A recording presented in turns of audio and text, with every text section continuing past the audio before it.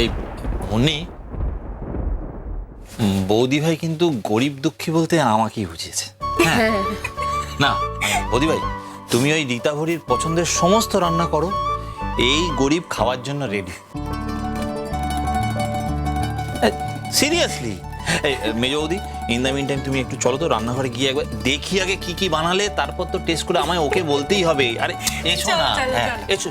আর কপাল আমার, এই হ্যাংলা জামাই বাবা জীবন নিয়ে আমি আর পারি না। চল, আরে দেরি করিস না, আর স্নান সেরে নে। চল চল চল চল চল দেখি। ঋতুরাজ, আমরা দুজন একই বাড়িতে থাকতাম, একই ঘরে একই বাড়িতে, তারপরেও আমার হাজবেন্ড আমার দিকে তাকাতো না, এক পাশ ফিরে নিজের মতো শুয়ে থাকতো, আমাকে জড়িয়ে ধরতো না, আমাকে কাছে টানতো না, আমাকে ভালোবাসতো না, আগের মতো টেক কেয়ার করতো না, আমার সঙ্গে দুটো ভালো কথাও বলতো না। কতটা দূরে সরে গিয়েছিলাম তোমার থেকে, কিচ্ছু ছিল না, আমার ফল্ট সবকিছু। রেশমি, আচ্ছা তুমি কি বাই এনি চান্স এই জন্য এইগুলো সব অ্যাকসেপ্ট করে নিলে? I hope no. No right? আমি ভেতর থেকে ফিল করেছি ঋতুরাজ, আমি অন্যায় করেছি, আমি বুঝতে পেরেছি আমি অন্যায় করেছি, আমার এই কাজটা করা উচিত হয়নি, আমার মায়ের লাইফ নিয়ে কথা বলার কোনো অধিকার আমার নেই ঋতুরাজ। একজন আইপিএস অফিসার ছিলেন, অপরাধ জগতের সঙ্গে প্রতিনিয়ত ডিল করেছেন, উনি মানুষ অনেক বেটার চেনেন। ওনার কোথাও গিয়ে মনে হয়েছে যে অঙ্কুশ স্যার সেই অর্থে অপরাধী নন, ভদ্রলোক একজন ভালো মানুষ। এই তো কত রিজনিং, কত র্যাশনালিটি কাজ করছে তোমার মধ্যে। এটাই যদি একটু আগে তোমার মাথায় আসতো তাহলে তোমাকে এত কষ্ট পেতে হতো না রেশমি। তোমার মা তোমার সঙ্গে কথা বলেনি, আমি তোমার সঙ্গে কথা বলিনি, তারপর তোমায় কোর্টে যেতে হয়েছে, এই সমস্ত মিথ্যে সাক্ষ্য টাক্ষ্য সব কিছু করতে হয়েছে, মানে সমস্ত পর্বের শেষে কি হতো? I am sorry Rituraj, I am sorry. Please এই কথাগুলো আর বলো না, এই কথাগুলো যখনই মনে পড়ে না তখনই আমি যত তাড়াতাড়ি সম্ভব এই কথাগুলো ভুলে যেতে চাই ঋতুরাজ। যখন এই কথাগুলো মনে পড়ে খালি মনে হয় কি ভয়ঙ্কর একটা মানুষ ছিলাম আমি, কি ভয়ঙ্কর হয়ে গিয়েছিলাম আমি ঋতুরাজ। যে মায়ের জন্য আমি আজ আকাশে ডানা মেলে উঠতে পারছি, যে মা আমাকে ছোট থেকে বড় করলো, আমাকে মানুষ করলো, আমি তার লাইফটা এভাবে তছনছ করে দিচ্ছিলাম। I'm so sorry, আমি সব ভুলে যেতে চাই ঋতুরাজ। আচ্ছা ঠিক আছে, ঠিক আছে, ঠিক আছে, হয়ে গেছে, বুঝতে পেরেছো। আর কেন ভাবছো এগুলো নিয়ে? আর ভাবতে হবে না, ছাড়ো। এই ঋতুরাজ, আমরা কিন্তু সবাই মিলে খুব আনন্দ করব, হ্যাঁ খুব মজা করব। কিসে? আরে বাবা, হোম কামিং পার্টিতে।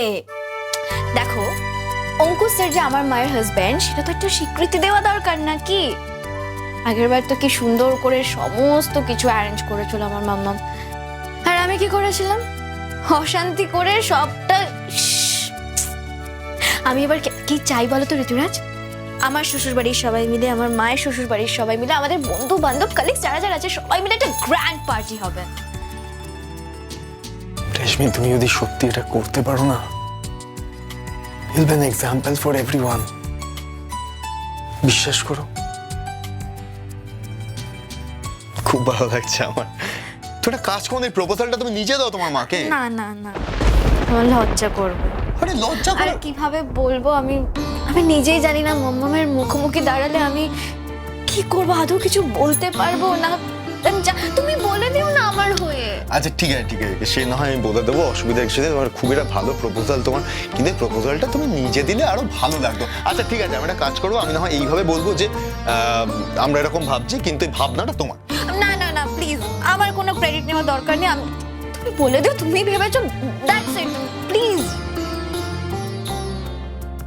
আচ্ছা ঠিক আছে, তোমার কথা বলতে হবে না, আমি দেখছি। ঠিক আছে, আমি আর কোনো কথা বলবো না। একদম চুপ। একটা কথা কি? বলছি, শোনো না, কখন যাবো গো? তোমার কি এক্ষুনি যেতে ইচ্ছা করছে? হ্যাঁ, সত্যি ইচ্ছা করছে। আমার তো মনে হচ্ছে আমি ছুটে যাই, ছুটে গিয়ে মামামকে জড়িয়ে ধরি, বলি মামা আমি কতদিন তোমার হাতের রান্না খাই না, কিছু একটা বানিয়ে দাও না মামাম প্লিজ। একটা কাজ করছি, অসুবিধার কিছু নেই। চলো গিয়ে মামনিকে একটা সারপ্রাইজ দিই, বলি যে আজকে আর আমরা হসপিটালে যাচ্ছি না, রান্না করো খাবো। Wow, that's a great idea. তবে কখন যাবো তাহলে? এক্ষুনি চলো না, আমি জাস্ট ওয়েট করতে পারছি না। এক্ষুনি যাবো? হ্যাঁ কারেক্ট, চলো যাবো।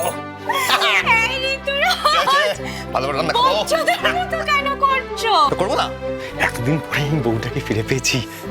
এতদিন ধরে বউটা আছে অথচ নেই, আমি আছি সে নেই, সে আছে আমি নেই, কি যে চলছে আমার আর ভালো লাগছে না। এরকম ভাবে কারো ভালো লাগে, আমার ভালো লাগতে পারে বলো তো? আমার তো ভালোই লাগছে না কিছু। দুদিন পরে আবার সবটা ঠিক হচ্ছে, কতদিন পরে। আমি তো তোমার সঙ্গে থাকতে চাই, আমি তো তোমার সঙ্গেই থাকতে চাই, সারা জীবন থাকতে চাই, ভালোবেসে বিয়ে করেছি তো তোমাকে। আমি চাই না। চাও তো, জানি তো। সবটা এবার ঠিক হয়ে গেছে, আমরা মনে মনে আবার একে অপরের কাছে ফিরে এসেছি। তাই শুধু কি মনে মনে? আমি তো দেখছি না যে মনে মনে। ঠিকই বলেছ, শুধু মনে।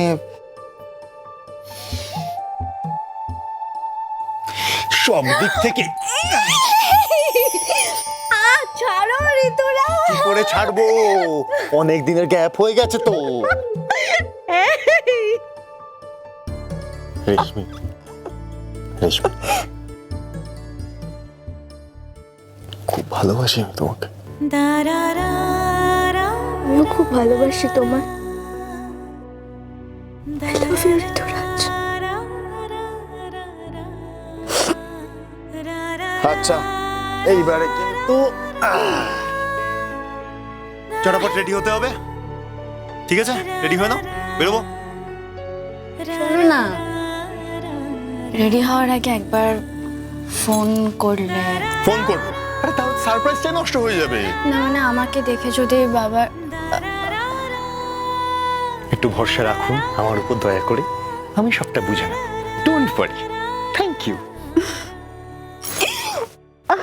আমি রীতাভরির কথা কিছু মনে করিনি, আর তুমি বিশ্বাস করো আমি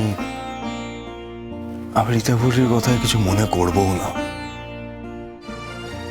দেখো, ওকে তো আমি মেয়ের মতো দেখি, আমাকে সত্যি মেয়ের মতো দেখি, কিন্তু সমস্যা হচ্ছে কি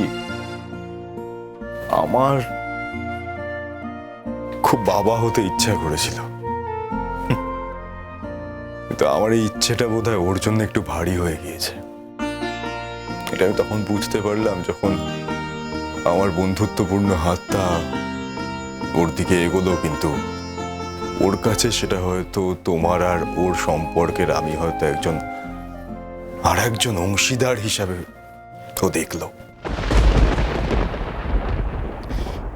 কিন্তু আমি বলছি কুটি, তুমি দেখে নিও, একদিন আসবে, খুব শিগগিরই একদিন আসবে যেদিন যে রীতাভরি বুঝতে পারবে যে অ্যাকচুয়ালি ওর দিক আর আমার দিক দুটো দিকই এক। ওর দিক মানে তো তোমার ভালো চাওয়ার দিক, তোমাকে ভালো রাখার দিক, তো আমিও তো সেই দিকেই আছি। খুব শিগগিরই বুঝতে পারবে, তুমি দেখে নিও, তুমি একদম এইসব নিয়ে ভেবো না।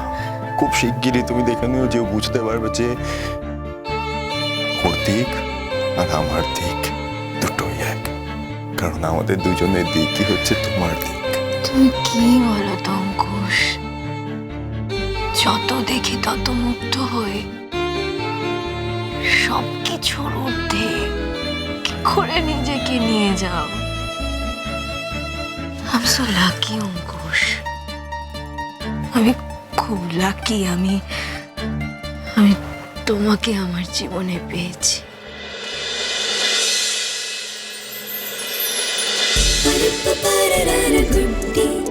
Good day.